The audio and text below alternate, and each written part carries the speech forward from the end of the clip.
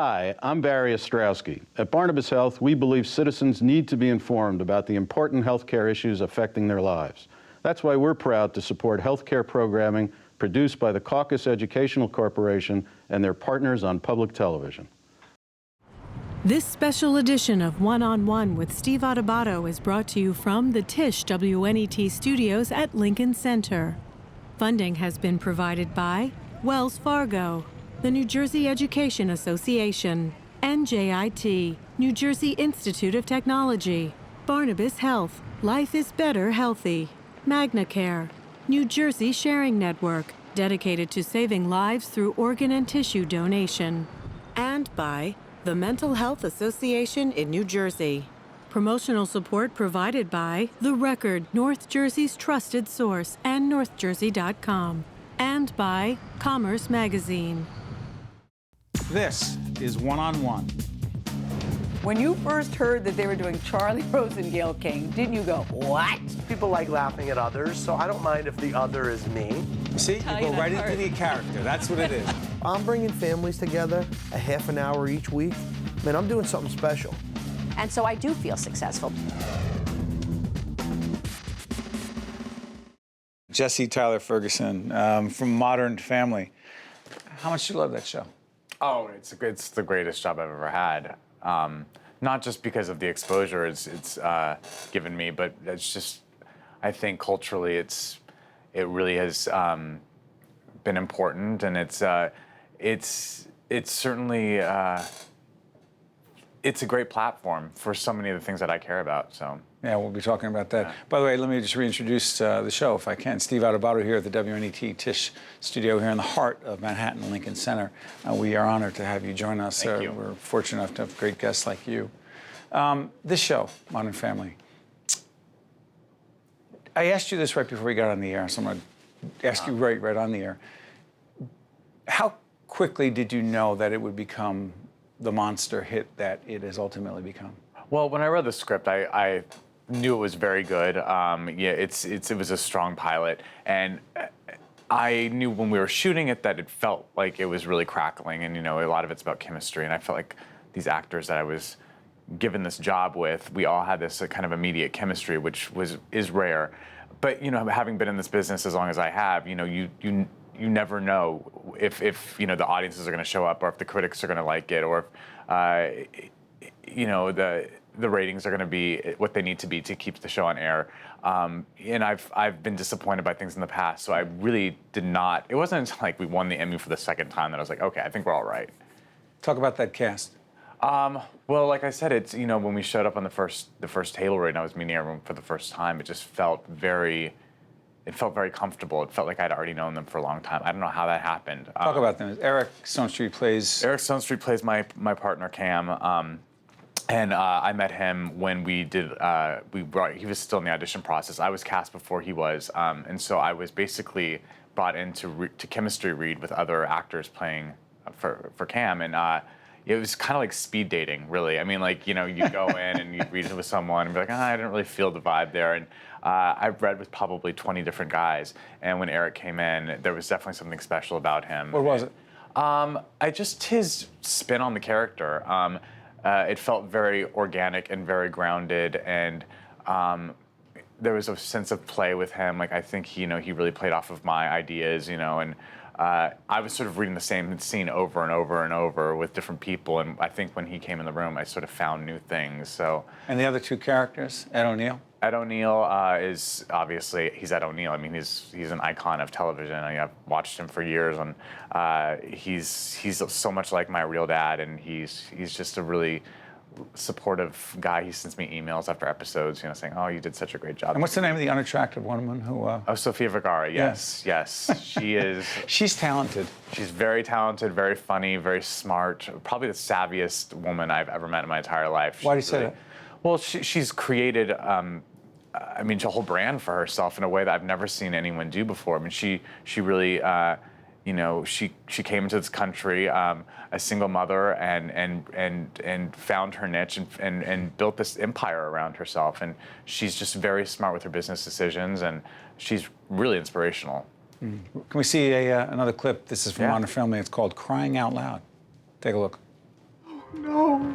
Mitchell, what's wrong? I feel like Lily's inability to show feelings for other people might be my fault. Oh, honey, I think that too, but just take comfort in knowing you got there on your own. I'm watching The Bridges of Madison County because it's the only thing that makes me cry. When she gets home, I'm gonna turn this off and pretend I was reading this. Typhoon Flattens Orphanage. Yeah, that's sad, right? Now get out of here because she's gonna be home any second and I'm trying to stay sad. That is what families do. It's what couples do all the time, isn't it? Yeah, we have great writers. Yeah, you really do. The transition from a hit series like this to the other acting, Shakespeare in the Park. As we do this program, we're taping the 24th, right? 24th of June. You are performing The Tempest, part of Shakespeare in the Park, Central Park. Yes. Right? Talk about that. Well, it's the Shakespeare in the Park Public Theater is a play. I actually got my equity card doing On the Town there in 1997. So it truly is my artistic home here in New York City. This is my sixth show in the park, my fifth summer doing the one summer I actually did both plays, and there's nothing like it because these audiences, wait out all day for tickets, and the tickets are free, and they're truly the greatest.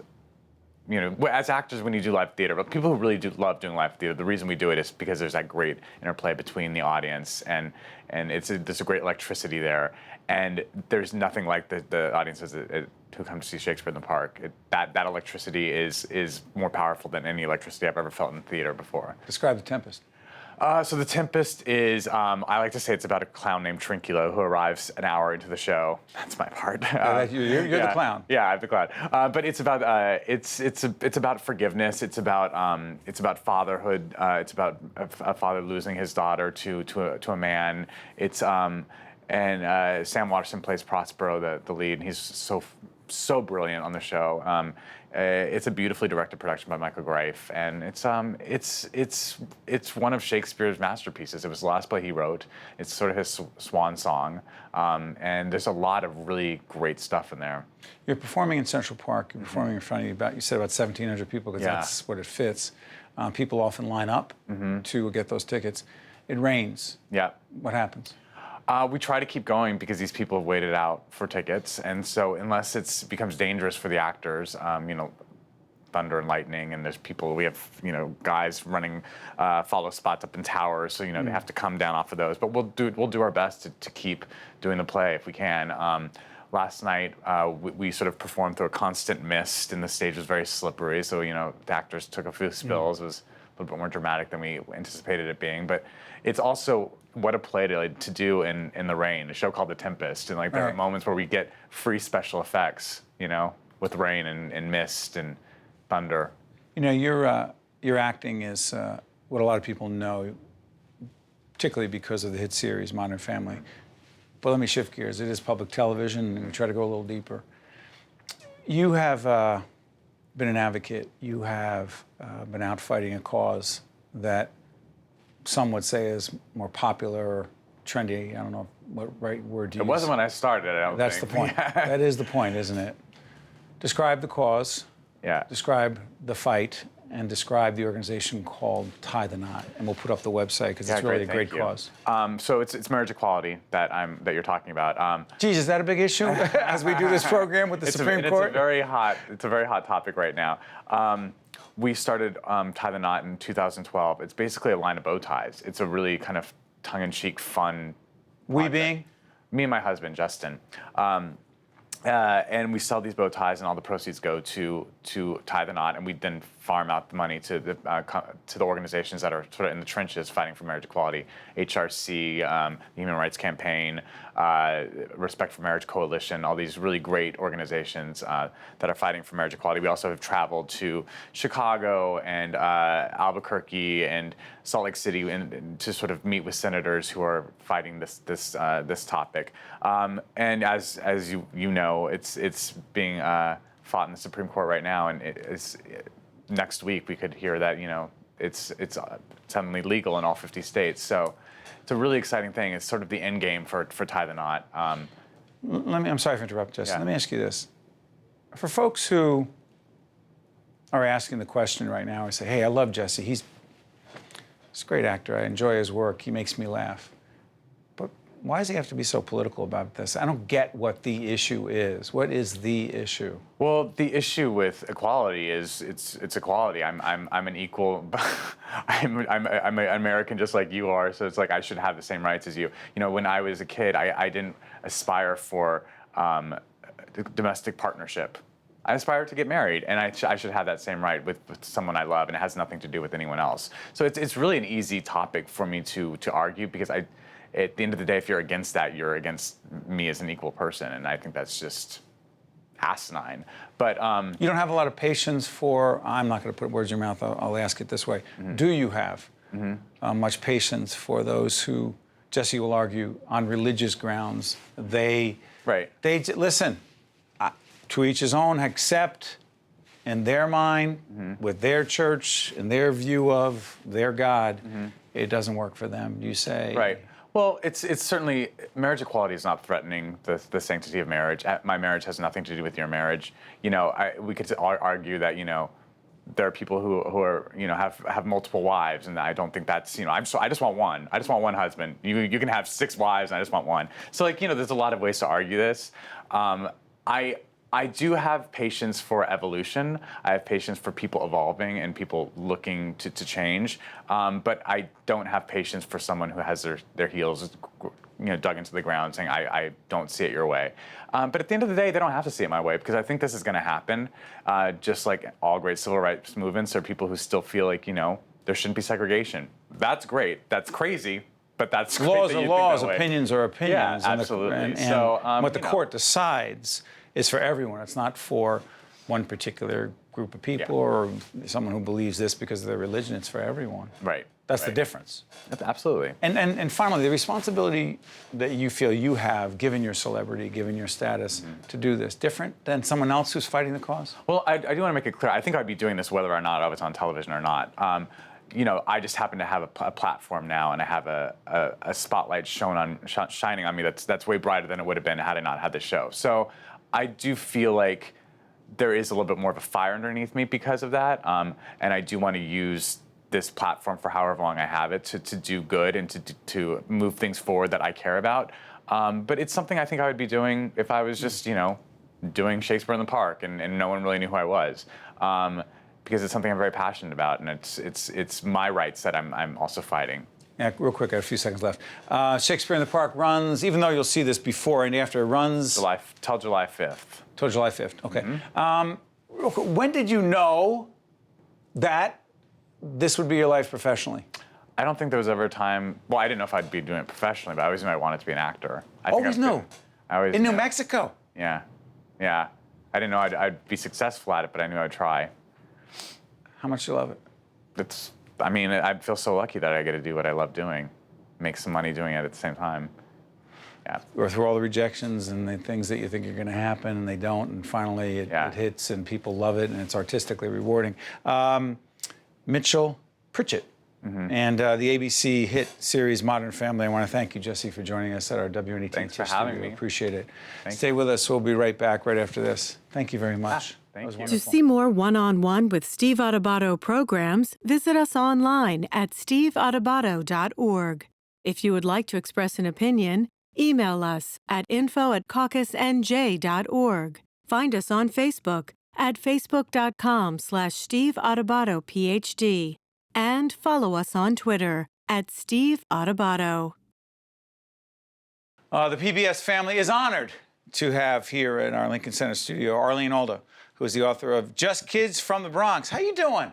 I'm great. How are you today? I'm doing great. This book, Just Kids from the Bronx, telling it the way it was in oral history. By the way, your husband, his name again? Yeah, he's someone you might know. I don't know, Alan? Alan Alda, married for 58 years. Yeah, 58 years. It does seem like yesterday. We're an old cliche. No, you're Seems not. like yesterday. Except he was not. There's the two of you right there, Lindsay, in that shot right there. Now, you, 58 years, but he was from Manhattan. Well, he was born in Manhattan. Right. He's not in the book, you know. No, he's not. So, you know, so it doesn't matter where he's born. But he's from Manhattan, but as a kid, he went on tour with his father, who was an actor. So he was on trains and buses and cars and whatever until he was about, I don't know, 4, 5, 6. Then they moved to California at one point. And you where hooked his up over dad's at Fordham? And he went, they came back when he was a teenager, and he went to Fordham U. And you met there? We met when he was a senior, but I had already graduated Hunter. So I was a Hunter, as they said in those days, Hunter girl. Can you do a real quick version? Because I want to talk about all the people like Al Pacino and Colin Powell and so many other people in the book. Real quick, you met Alan over, was it cake? Fell on the what? Yeah, rum cake falling off the top of a refrigerator at a mutual friend's house. Yeah, and we were the only 2 people at the dinner party. Went in with our spoons and ate the cake off the floor. Was it love at first? Absolutely. I mean, who could resist? So there it is. Let's do some of the people. By the way, why did you write this book? Okay, the book is a celebration of people from the Bronx. And there are a lot of great people from the Bronx. And I wrote it because most other people do not know how great the people from the Bronx are. You know, people such as Colin Powell and Al Pacino and Regis Philbin and Daniel Libeskind and Neil deGrasse Tyson and Mary Higgins Clark, and the list goes on. And of course, the Bronx Borough President, Ruben Diaz Jr., Tad's crew, graffiti artists, so on. What did the Bronx, before we talk about Al Pacino, one of my favorite actors of all time, what did the Bronx mean to you? Well, when I was growing up, I keep thinking it was in 2 segments. Until I went to high school, it was my territory. I owned it. It was my neighborhood, my building, my everything, because I loved every brick in that big Mayflower building. I loved all the streets. I explored the parks, the stores. I knew people, they knew me. It was great. Went to high school, all of a sudden I realized, well, wait a minute, I have other interests. And the interests at that time centered on music. And then Manhattan beckoned, because all the concerts and what I was interested in the arts, were in what we called the city. How far away was Manhattan for real? Only while it was blocks, miles away. I mean, I'm from Jersey. Yeah. It was really far away. It is. I mean, still a kid from Jersey, just the idea we're at the WNET studio here in the heart of Lincoln Center, 66 and Broadway, I'm like, we're here. Did you feel that same way?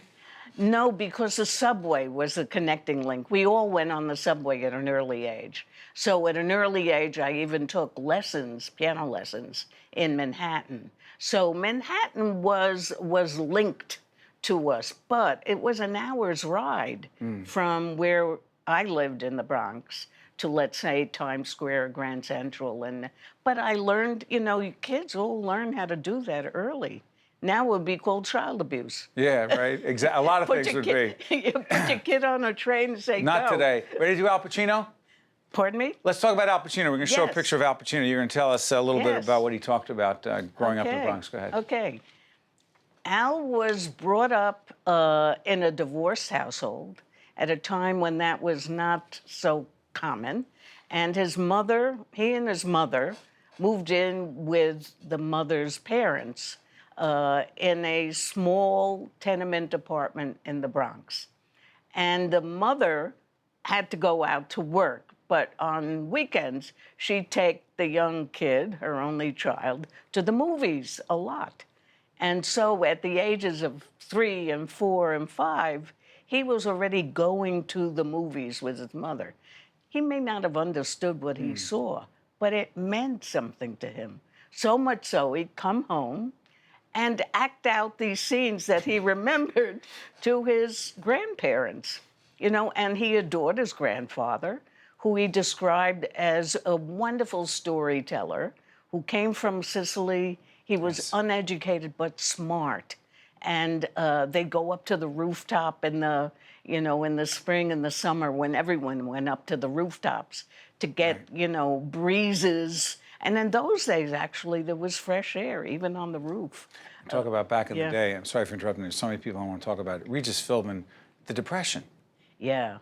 Got a picture of him right there. Talk about him. Yeah, sweet.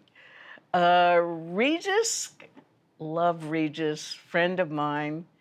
lives in the same building we do, or we live in the same building he does in Manhattan. Right. Ended up in the same building. But I didn't know him in the Bronx. And he was this kid growing up in the Depression, another only child. And he grew up listening to the radio. And the radio was his link to these great songs. And the songs were sung by his idol, Bing Crosby. Not Sinatra. Well, this was before Sinatra. You know, Oh, that's right. It was more like the 40s. So Sinatra was more the 40s. Exactly. So Bing Crosby was bigger. He was That's the interesting. biggest. Bing Crosby was like big. And Bing Crosby was in the 30s. Not only was he with the big bands, but then he was a big movie star. So this was really before Sinatra. And this little kid sang all the songs that he could remember from, you know, listening to the radio. And ultimately, when he tells his story of, you know, being Joey Bishop's sidekick on Joey Bishop's When he show. had a big talk show. Yeah, big talk show later, much later on. And Bing Crosby was a guest one time. And That had to be huge for Regis. yeah, it still carried on through all those years, this wonderful feeling about Bing Crosby. Can you give me real quick, even though I want to talk about Chaz Palminteri, one of Yeah. my favorites because he did The Bronx Tale. Yeah.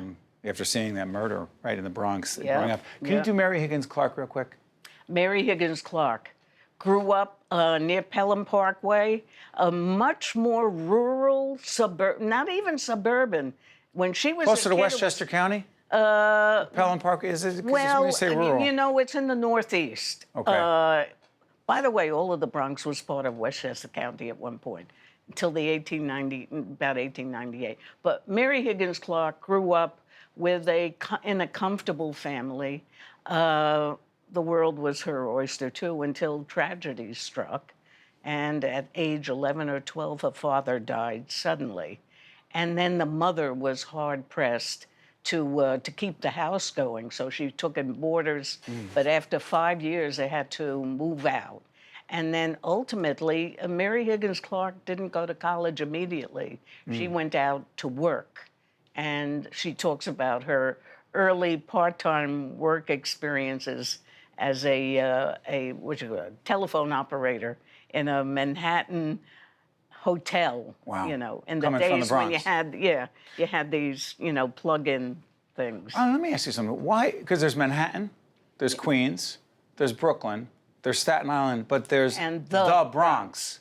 Okay. The Bronx. Yeah. Because? Well, okay, there are a couple of stories about What's that. your And then- version? Okay, the name of the guy, well, this is true. Name of the guy who settled in 1639, settled a part of the Bronx and had 500 acres to farm. His name was Jonas Bronk, B-R-O-N-C-K. And the river was south of his land. And you might say that the borough was named after the Bronx, the family, the Bronx, or the Bronx, Right. or the Bronx River. But it stems from Jonas Bronk. Real quick, Bronx accent versus Brooklyn. Rick Meyerowitz has the best explanation. He's a great illustrator, writer, funny guy. Rick says, he asked his father, what's the difference between a Bronx accent and a Brooklyn accent? And his father says, well, a Brooklyn accent, they say, I'm gonna murder the bum. And in the Bronx, they say, I'm gonna murder the bum. Either way, the guy's dead. Either way, the guy's dead. In Jersey, there's a slightly different accent. not gonna Can we get do into Chaz that. Palminteri? Because he did the Chaz. Bronx Tale, which is great. Go ahead. Chaz, as a kid, actually did witness a murder.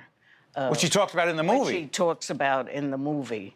And In the Bronx. in the Bronx, sitting on the stoop. Just looking in out the as a sn- kid. He was a kid, 10, 11 years old, sitting on the stoop. Two cars come, one starting to park. Another guy comes out, and before he knows it, bang, bang, and someone's dead. And his father, who was upstairs, hear the shot, grab the kid, take him upstairs. Meanwhile, his mother's crying, and then the police come. police come, they want to have the kid as a witness. Keep your mouth shut. And the father said, he's only a little boy, he doesn't know anything, you leave him alone, and finally convinced the police to leave him alone. In the movie, he said he changed it slightly so that the kid, I think, is a witness. And I recently resaw the movie, I don't recall, but it's all true, you know, the father, the bus driver, the pull between being with the mob and being this working man and this working class man, this honest guy who wants to bring up his kid. Real quick, Colin Powell, achieved great things, came from the Bronx. Love 30 seconds, Colin go ahead. Powell. Okay, flying kites on a rooftop. Again, the rooftop. On the kite is razor blades and pulverized glass, flying the kites, cutting the kites of kids' kites a block away. World War II, shooting down the planes. Precursor. The stories are fabulous. The book is called Just Kids from the Bronx, an oral history. Arlene Alda, I cannot thank you. You honor us and the WNET family by joining us. Thank you so much. Thank you. Go out and get the book. Pleasure being here. This is great stuff. One on One with Steve Adubato has been a production of the Caucus Educational Corporation, celebrating over 25 years of broadcast excellence.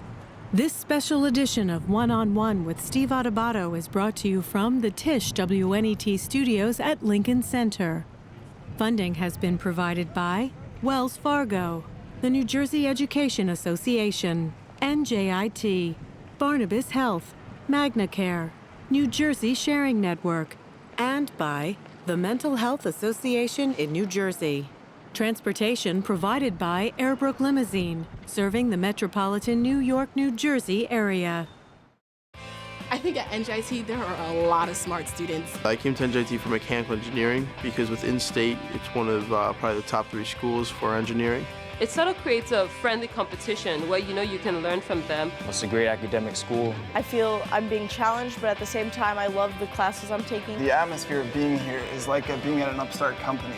It's that same kind of drive, that same kind of passion.